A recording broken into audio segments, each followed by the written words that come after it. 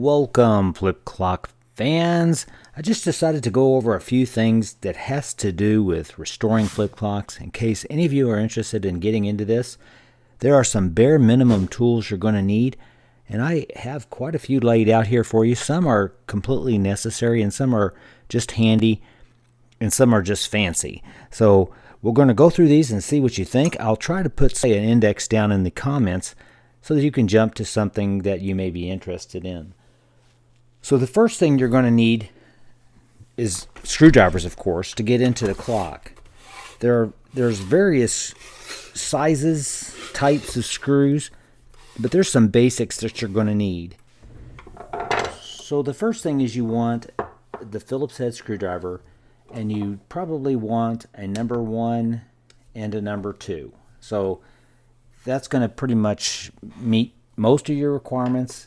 This one here happens to be a number 2. It's a little longer. There's sometimes where it came in handy when I was disassembling a deep clock, but also it's kind of a fatter tip there than standard, and that seems to fit some of my other screws. But anyway, you'll need a couple of those. You'll need a flat head every now and then, and apparently I have some sort of fixation on these type of screwdrivers, because in getting ready for this I seem to have quite a few. And there's miniature screwdrivers, and this is the one I use mostly. It's just real handy. I can get into smaller stuff there. I can flip it around. I got a flat head. I can use it as a little prior. I've got smaller screwdrivers, smaller bits I mean. But this is the one, this one seems to fit most applications. So this one works most of the time, and it's a Phillips head 0. Now, like I said, I've got other kinds. There's many different kinds, many different brands, and it's whatever you like. This one's got a nice little bit drivers in there. Nice little bits for this driver, I should say. So you're going to find that I'm not pushing any certain brand. I just like what works, so I use what works for me. And you're going to need to get in that motor to usually oil it. Now, as far as the oil, you'll hear a lot of people really get off on putting this stuff down. Don't use this stuff. Now, in the old days, when we first started this stuff, if you had a stuck motor, we would talk about getting it lubricated up or getting it loosened up using alcohol. We don't do that anymore. There's a couple reasons. It's going to take the sticker off, and there's a magnetic ring inside of here that if you soak it in there too long, that actually the glue will come loose and that will come off. In situations where I just can't break it loose, I'm going to use WD-40 to break that loose. But you're better off not doing that.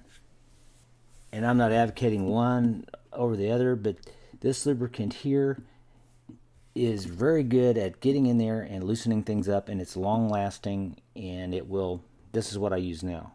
There's various other kinds, but this one by itself will break loose most motors and get them going. So to get into these clocks here, you're going to need to take off these nuts. Now, one of the first things that I got that I really liked was this cut down monkey wrench, and that's what I would use, and I still use it today if it's close at hand. But this is the actual, or close to the actual size. It's a 5.5 millimeter socket. But I recently came upon a nice little 5.5 millimeter that's shorter, and it's just compact, and it just really gets the job done.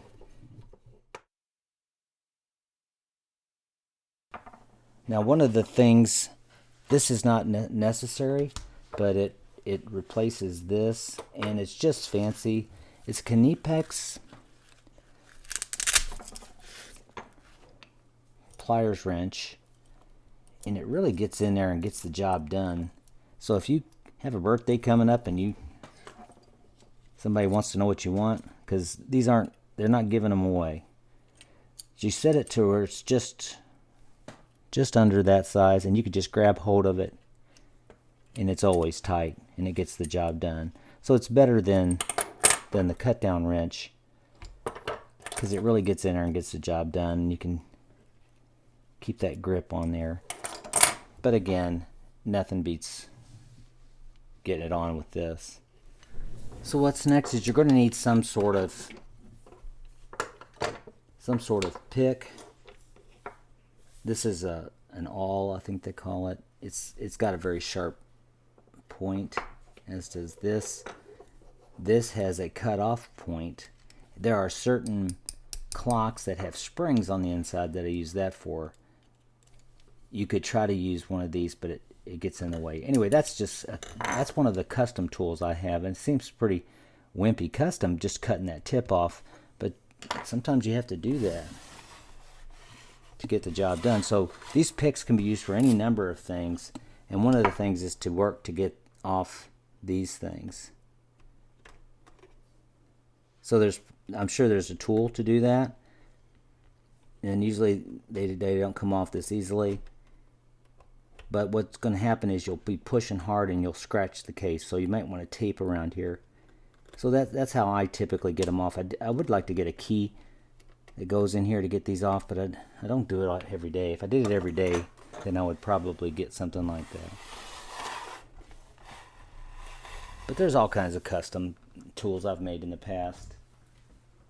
Of course, you don't need these. I think this was for, it's a 7/16. I think this was for that flip clock Boombox. There's a nut that I had to scrape all that off, or burr all that off, to get down in there to get that nut off. So I had to make this custom tool just for that clock. That's what that's for. I'm all the time using razor blades. There's a lot of reasons for using razor blades. Sometimes I can pry things out, pry the face off of a clock. I can get in there. I love these kind of things just for general cutting, because you can replace the blades. So I do have quite a few knives around here, but if I'm going to be doing something that's going to damage a knife, I'm going to go to this one. So you'll need something to cut with. Now, speaking of cutting, you're definitely going to need a wire stripper, and whatever kind you like, whatever brand. These are nice. They get the job done. Usually I end up using 24 gauge on a lot of these small wires that's in the clocks. This is just another one that's handy. That was one I had for a while. Having some nice little side cutters comes in handy. These are called Lyman's pliers. They really get some torque. So sometimes I'll cut off nuts and I don't have to kill my hands, because this will really cut off anything there. Not completely necessary, but it's nice to have these handy. You'll need some tweezers. Just the tweezers and the picks. Sometimes you're moving wires around, you're reaching down to get stuff, and these things really come in handy. And the pink ones are the best that you need to get. Pink. The reason is they don't make purple, so black will do in a pinch. You need a flashlight. There's oftentimes and a purple one is preferred. You need to get in there and see, maybe chase down the leads of wires, try to find a screw you dropped. So I love this little thing because it's small, it's handy. I've got bigger and brighter ones, but this comes in very handy. As far as electronic stuff, you should have some sort of device. You don't have to be fancy. You don't have to have a fluky. This one works good. I've got others. And especially something that can measure voltage. For if you're trying to find out what the voltage of a certain, like a dial light on a clock is, might help you. I'll give you a trick on how to do that. This, if you're going to be collecting clocks and you're going to get Japanese clocks that are 100 volts, you need something like this. It'll step the voltage down to 100 from a standard voltage. This one is for 120 volt applications. You can get them for 220 volt to bring it down to 100 volts so you don't destroy the clock or wear it out sooner than it needs to be. As far as electronics, online you can find some really good wire. They call it mil spec, and I guess that what I'm guessing is that it was left over from military applications, but I like the kind where it talks about it being silver plated, stranded. So this is silver plated wire, and stranded is what you want. This is, and the mil specs typically are really resistant to heat, and you can tell because when you're soldering, it doesn't pull back as much. So I got any number of this laying around.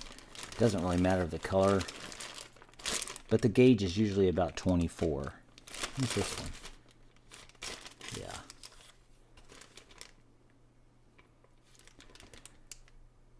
So 24, that's typically what's in most of these clocks. Since we're talking about electronic stuff, you do need some shrink wrap. Usually around this size is what you need, but it's nice to have different sizes of shrink wrap. I keep the white around, and there's a reason. I'll show you why I do that. But I can give you a tip that's going to help you out a lot when you're working with flip clocks. Generally, I can show you basically 3 bulbs that'll take care of most of all your needs. So the first one is the 12 volt 50 milliamp bulb. So you see it there. That's what's in the Back to the Future clock. That's what's in many Panasonics. That's what's in the Groundhog Day clock. The white, I cut off about that much and I shrink wrap it right there. Makes it look exactly like the original. And it helps it fit into the filters, the holders. So, and I just like things as close to the original as possible. The 6 volt is because a lot of lights you'll find that are not the main lights, dial lights and other lights like that, if they look small, they tend to run about 4 volts. If you underpower this bulb, it tends to last longer, and it will take care of most dial light needs. So a 6 volt really gets the job done. And again, you get these at Miniatronics. Some hobby shops have them. Now for the other type of bulbs, you'll see this in different Panasonics lighting the dial. So if you're wondering, well, what bulb is that? You do not have to get it perfect. If you put it in there and it works, it works. Usually the ones that tend to work for most applications is these. They're number 46. It's a 6.3 volt, 0.25 amp. There is a number 40, which is a 0.15 amp. So if it seems to be causing problems, you think it's pulling too much power, you could go to a 40. You'd probably do good just to go 40. They're the E10 base. So you'll see that in a lot of the Panasonics, the screw base, and that's going to meet most of your needs. So basically, if you just had these 3 types, you'd be able to pretty much do whatever you needed to get a clock looking normal, except for, what am I forgetting? Of course, the neon glow bulbs. So this is a pretty good replacement. The C2A is a really good replacement. You'll notice a lot of the bulbs are made in Taiwan. I think all of these are made in Taiwan. There's nothing wrong with that. Taiwan produces pretty good stuff these days when it comes to electronics and stuff. That's where a lot of stuff comes from. So these are the reason I like getting them from the Miniatronics is because you can get them with the bulb and the resistor that you're going to need. So you're going to need to solder a resistor on one of the legs, and then you'll need to use your shrink wrap. You'll need to use some of that fancy wire, and then get it into your clock. Now these are run on the mains voltage, the household voltage, so usually run 120. Again, this is not a dumb question. Sometimes people ask. There is no positive or negative. You don't have to worry about the orientation the way it was before. Speaking of that,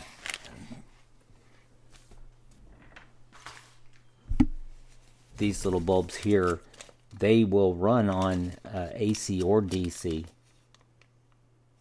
Believe it or not, these low voltage bulbs will run on AC or DC. This one happens to be using one right now. Well, it's not on right now. This is a parts clock, actually. I've got another one that's actually working. But it'll run on DC or it'll run on AC. This one's putting out AC. These have to be on mains voltage. Household current.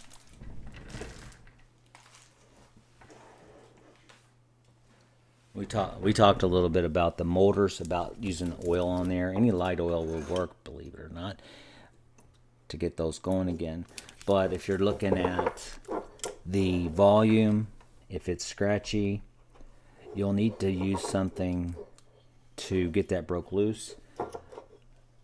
I don't want to get into it. There's a whole cult out there that says that this is bad for these. It's not. There's videos that debunk that, but it doesn't matter. It's set that people are just dead set that you're not supposed to use them on potentiometers. I've used it for years. It works great. And if you can't get over that, then you can just, well, you can't see it. CRC makes one, and it actually says plastic safe. So, and it's a good one. There's nothing wrong with that. You can do just fine by getting one. It's electronic contact cleaner, but this works great. This is for the sliders. So if you have a slider selector, like on a lot of the sound designs have those. But you need this. You have to have this because the switches here, the FM, AM, you can spray this stuff on there and it stops it from being scratchy and it makes your volume work good. This is indispensable. I like Gorilla Tape. You can use, there's a lot of things you can use Gorilla Tape for. It helps to get knobs off if you want to put that around there and pull and you don't want to scar up your clock. I do like things like these are staple removers, but there's little crowbars like that. If you put something soft here, like a microfiber towel or something, so you don't mar the case, you can get in here and start prying things off like that. That works for me. You can use twine. You can put twine under there and pull. Someone gave me that tip one time and it works great. Well, back to the electronics. This comes in really handy. So if I was putting together a neon glow bulb and I want to make sure it works, I have this set up here, and this will work. I used to just have a cord that I chopped off and I would just connect it to that cord and I would try to make sure they didn't touch. But these are the Wago inline connectors, so it works perfect. I don't have to worry about them getting short-circuited. I stick in the leads, crimp it down. So this little thing here is awesome. It's really nice. So it's almost indispensable now, and it's safer than I used to do. So I'd recommend getting these things. They're a little pricey, these little suckers. You could use the nuts. Yeah, you can use a wire nut, but it could come off and you could have trouble. You do need some wire nuts like this. So this size here, even a little smaller, but this size here works for me to replace situations in the clock if I have to cut things out. So you need some wire nuts too, but try the Wago. That's actually that's worth your money. You'll notice I have a lot of bags around here. I'm a big user of these things, and there's a lot of reasons. Like, for example, my Gorilla Tape, it keeps the cat hairs down so I don't get as many cat hairs on here. Helps a little bit when I'm working with speakers.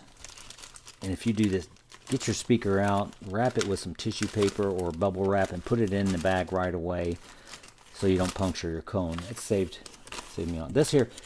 If you're storing clocks or shipping clocks, this stuff's great. It's got the Velcro, and it's the other side is the loop, and this is the fuzzy side. You can cut you a piece off here, and protect your cords, get them out of the way. And sometimes if I'm going to store them, I'll put the cord inside of a baggie because you don't want the cord touching the clock.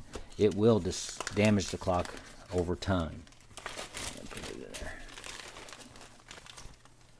I mentioned the electronics. You will need some sort of soldering iron.